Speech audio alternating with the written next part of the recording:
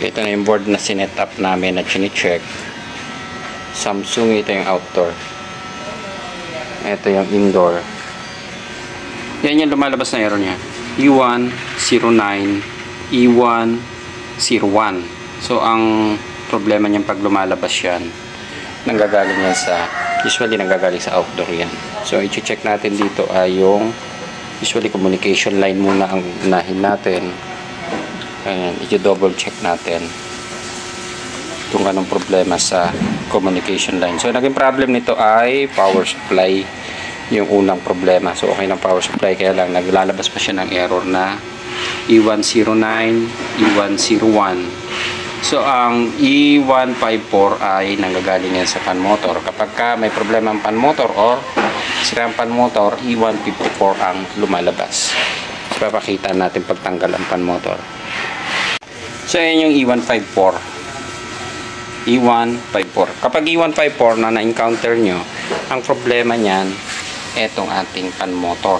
Pero pwede rin manggaling sa indoor. Usually kasi pag nag-dead indicate yan o lumabas yung E1 na yan, may tinutukoy siya na communication. Kailangan nakakalito dito, nag-iba-iba ang error. Katulad yan, may lumalabas siya na communication failure, pero naglalabas siya ng E154.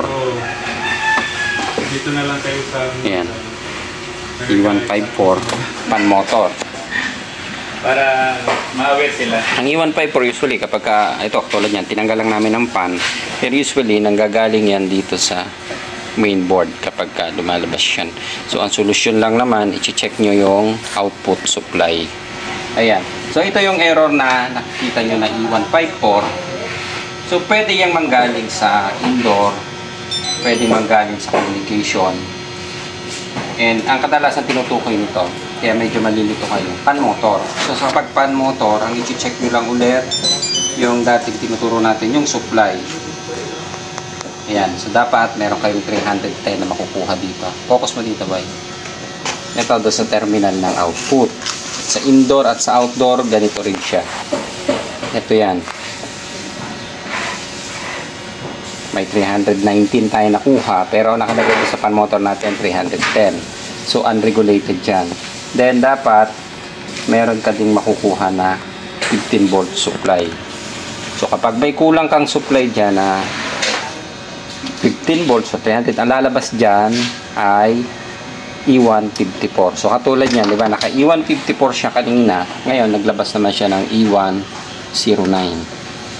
So yung E109 ang nadidetect naman niya outdoor.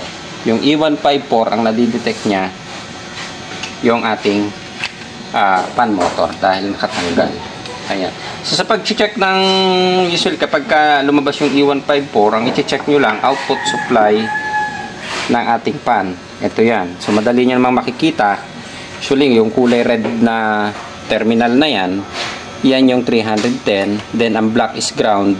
Yung white, yan yung 15 volts. Then yung yellow and blue, yan yung feedback o yan yung control na nanggagaling sa system. Pagdating sa outdoor, ganun din yan. Parehas din. Kung paano nyo chinek yung indoor, ganun nyo din i-check yung outdoor pagdating sa fan motor. Ayun.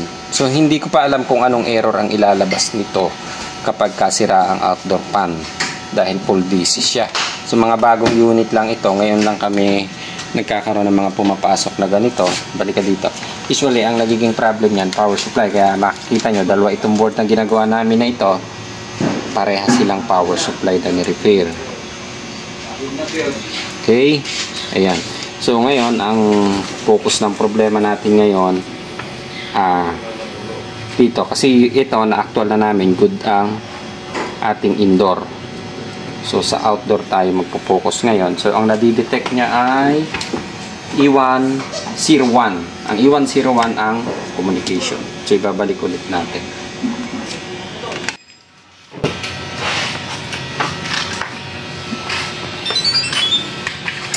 So, yan. Lumalabas pa rin yung E101 at E109.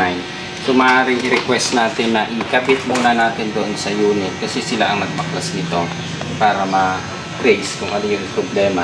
Maaaring sa unit natin ito troubleshoot. So, itong isa nagkaroon ng problema sa ano to supply ng 15 volts. So okay na ito dahil may actual na. Ito na lang. So ang nagiging problem na lang natin yung error na inilalabas sa kanya.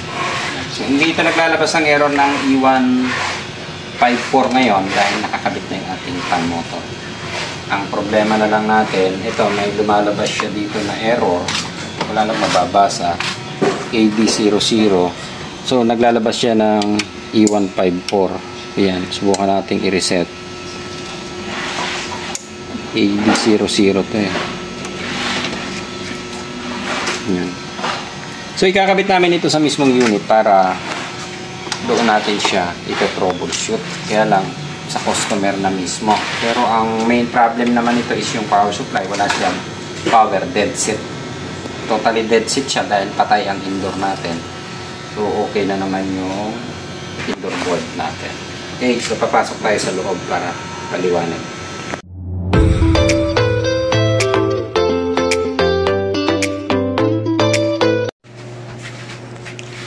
Samsung board. May dalawang pagkaibang error.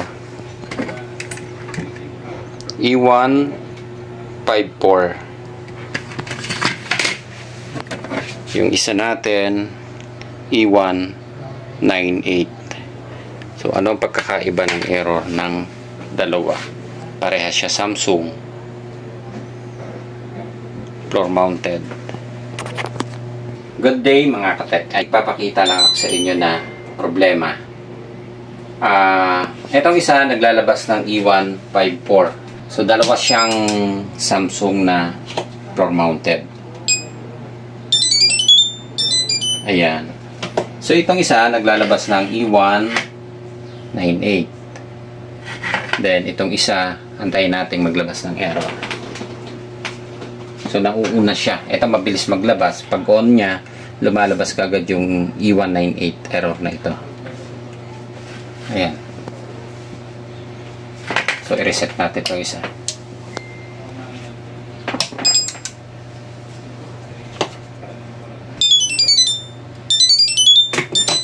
Yan. So pag on pa lang nito, lumalabas na yung E198.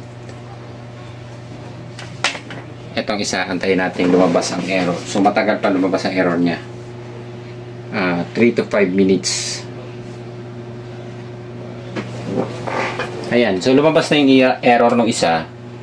Ayan, E154. Hindi tayo nagkabit ng outer unit. Pero itong isa ang problema na nakikita nyo. E198. So mapapagkamala natin communication or maaaring communication din ang tinutukoy niya. Pero nasa indoor board ang problema. So sinare lang natin para ma-aware kayo. Okay. So ito namang unit na ito isang original problem talaga niya. Power supply. Ito yon.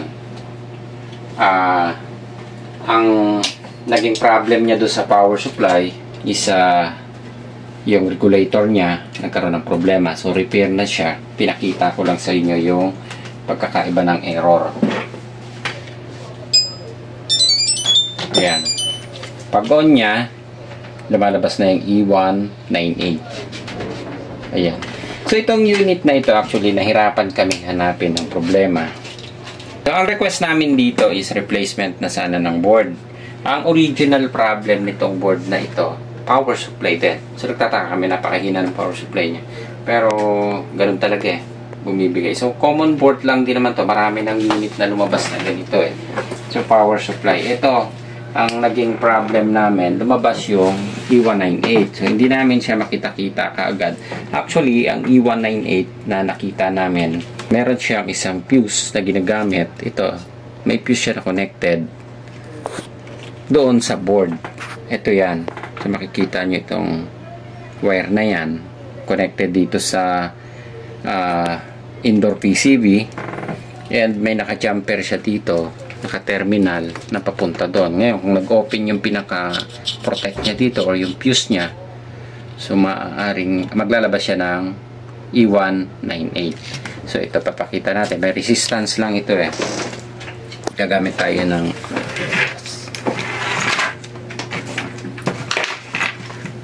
ayan. So ito kapag ka-chinek nyo, kahit sa resistance lang kayo, or ito katulad to, buzzer lang yung nilagay ko. Yan. So, pwede nyo siyang i-check dito sa terminal. Ito yan yung terminal block niya. Ayan. So, tingnan nyo yung wire na ito. Baka mamaya hindi nyo na isaksak or open yung pinaka-fuse dito. Yan. So, dapat may resistance siya kayo na makukuha dito. Yun. So, kaya lumabas siya. So, ikakabit natin. Mawawala na yung E198 na yan. So, sinadya ko siyang tanggalin para makita nyo. Okay. Ayan. So, tuloy-tuloy na siya. I-on na rin natin itong isa.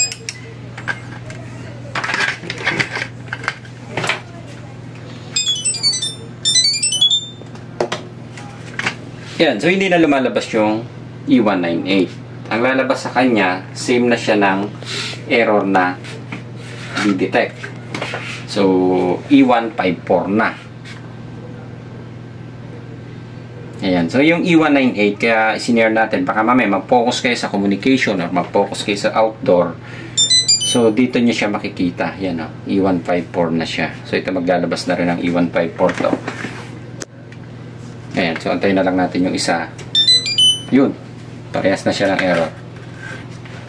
E154. E154 na rin tong isa. Balik tayo doon sa problema. Ang naging problem niya, nito kaya hindi namin nakita kaagad. Ang unang ni-repair namin dito is itong power supply section niya. Then, ito ang hindi namin na-determine na may problema pa. So, ito yung ni-request sana namin na papalitan na lang.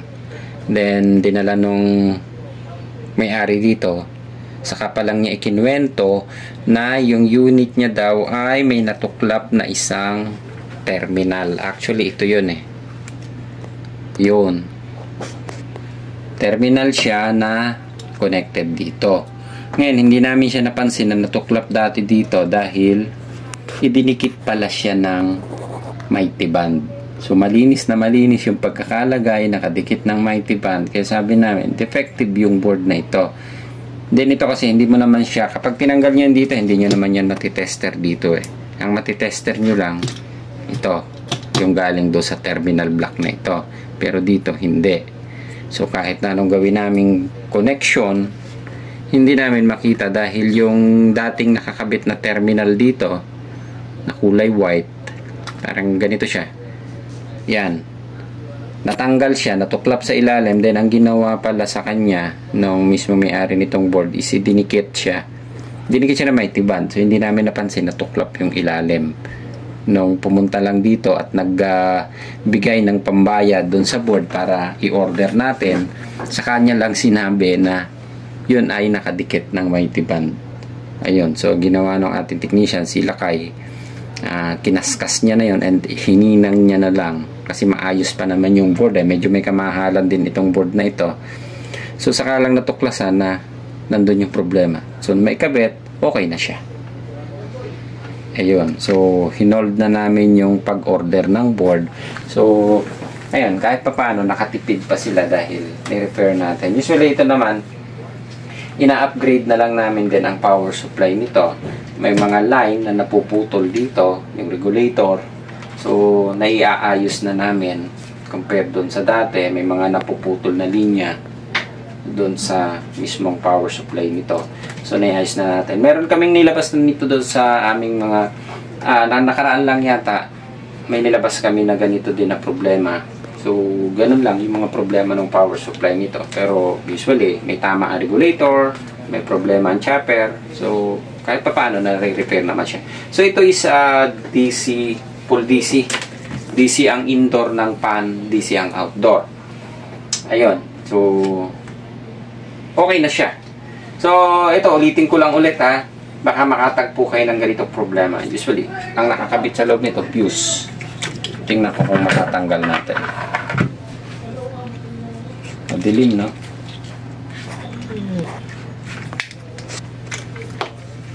Yun. Ang laman niya. Pag binuhay ko ilaw, subukan natin buhayin. Maliwanag masyado yata. Ayan. So, fuse ang laman niya. Ito. fuse siya na connected doon. Actually, pwede nyo siyang i-jumper dito kung may problema. Pero kung nandiyan pa naman yung terminal block at maayos pa siya, ay yung terminal nito na pinagkabitan, ito yung pinaglagyan ng glue na to, okay pa naman siya. So yun nga lang, siguro nung pagkakabaklas nila ay naputol, then ang ginawa, nilagyan ng mighty band. Kaya hindi naman namin din alam dahil lang nagdala dito technician. Then yun pala, ginalaw na nung may-ari, chinek na niya. Saka lang namin na-analyze, sabi ko baka nga putol yan. So nung kinabit namin, nag-okay na siya. Then may pagkakaiba yung dalawang board na yan. So makikita nyo halos kapag nakaganyan, parehas siya. Design, parehas. Ang pinagkaiba, ito gumamit nung fuse protect na nakakonect doon. Itong isa, wala. Ayan o. Wala siyang nakakabit. So sa program na ng memory, ito yung pinaka-memory niya. Doon siya nagkaroon ng pagkakaiba. So minsan akala natin parehas na board, parehas na modelo, pero may pagkakaiba pala. Kaya pag kinakabit natin, hindi nyo ma-analyze kung alin yung nagiging problema o yung kung alin yung nagiging problema. Kaya dapat kapag umorder ng board, eksaktong series model ang i-order natin. Kahit dahil mapapansin nyo nga yan, akala mo parehas pero may pagkakaiba pala siya sa format. Ayan. So kita nyo yung pagkakaiba niya. So pag tinanggal natin yon, maglalabas ng E198. Pero itong isang board na nasa kabila, matik wala na talaga siyang nakalagay. Pero wala naman siyang resistor. Pagka tinester natin to, wala naman siyang connection. Ayan, pakita natin. Ito yan eh. Yun. So wala. Ito. So dito na natin tetesterin. Ayan yung gumamit siya ng fuse.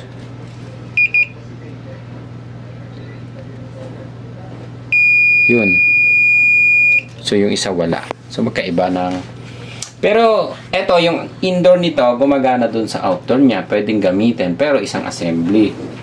Eto gumagana din kahit magkapalit sila ng outdoor. Pwede siya. Yun nga lang ang pagkakaiba. Baka mamaya maka-order kayo ng kung original na board is ganito, then ang nakuha nyong board is ganitong design naman na may terminal. Tapos yung inyong terminal block ay walang connection ng ganito. So pwede nyo naman siyang remedyohan na i-cut nyo na lang or i-short nyo yung terminal dito. Lagyan nyo na lang ng jumper. Pwede siya. Then yun ang gagamitin nyo dito dahil magkaparehas din naman yan. Halos wala naman kayo makikita ang pagkakaiba. Sinubukan namin, pwede naman siya. Yan, hindi naman siya nagkaroon ng pagkakaiba doon sa format kasi nabasa niya yung outdoor eh. Napaandar niya. So pwedeng gamitin. Yun nga lang, magkaroon kayo ng problema doon. Lumabas yung E198.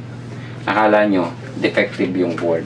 So ito nga lang, ang senaryo nga lang nito, yung pala dinikit ng mighty band na hindi namin napansin na nilagyan. Kung hindi pumunta yung may-ari at ikinuwento niya na dinikitan niya ng mighty band, so hindi din namin talaga mapapansin dahil hindi siya nakukuha sa tester pagka mga ganong issue.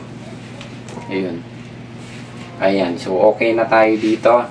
Yung E154 communication, E198 is yung terminal o yung fuse na nag-open na papasok sa board. So dito naaaring hindi siya maglabas ng error na E198 or kung maglabas man siya ng E198, so maaaring nasa circuit board na talaga ang naging problema. Ayan, so wala tayong diagram pa, hindi natin may explain ng maayos. So maaaring nagkaroon ng open. Hindi ko lang na malaman kung kapag lumabas yan dito sa ganitong modelo is pwede nyong i-jumper na lang ito. Siguro kung may maka-encounter sa inyo ng ganon, i-try nyong i-jumper itong dalawang terminal yun, no? Dito. Baka sakaling gumana. Pero hindi namin nasubukan dahil wala kaming encounter pang ganong problema. Or palitan nyo na lang talaga yung board kung no option ka lang. Medyo may kamahalan nga lang yung board na ito. Yan. So, okay na tayo. Ayan, okay na. So, nasolusyon na yung problema. Ito, hindi naman napagastos. Ito, na-repair naman natin yung power supply. Yan. So, nagtaka kami dahil marami kaming ginagawa nito. Power supply lang talaga. Dito, nung ni-repair namin, power supply din. Kaya lang, yun nga lang ang pagkakaiba na natuklap yung terminal. Kaya, sabi namin, marami kaming ginawang ganito. Pero power supply lang. Wala namang error na lumalabas na ganyan. So, kala namin communication lang ang naging problem din dahil E198 ang lumabas. So, hindi naman tayo ESE pa ni Samsung kaya hindi namin ganun kakabisado din yung ibang error code na lumalabas dito. Patay ko yung ilaw. Yan. Okay na. Lumiwanag bigla o pumangit ako. Ayan. So, hindi tayo nakakapaggawa lagi ng video dahil medyo busy. Nagkabit kami ng bubong. Ngayon, nagagawa kami ng barcode. Medyo busy-busyhan tayo ngayong buong December kaya hindi tayo nakakapag-upload ng video. Ayan. So, bihira na rin ako lumabas sa home service dahil marami tayong ginagawa dito. Ano? Busy-busyhan ng konti. Hindi na rin tayo ma-attend ng mga parties. Hindi ba may pa-party? Ano? Invite nyo naman ako. Tumatanggap naman ako regalo eh. Ayan. Okay. So, idagdag ko pala. Baka magkamali kayo ng wiring dito ha. Tingnan nyo na lang lagi. Yung kabila communication yan. So, dalawa ang line ng communication. Yun doon sa kabila, L1, L2 din. Yung pangalawa, ayun. Yung may kulay red, yan yung communication line. Baka mamaya dyan yung may kabit yung communication, ay yung supply nyo. So, masisira. Usually, nasisira ang board. Dahil ang papasok sa kanya ay supply. Yan. Parehas din naman yan. Ayan. F1, F2. Then, line and neutral supply sa kabila. Okay? So, okay na. Ayos! Okay!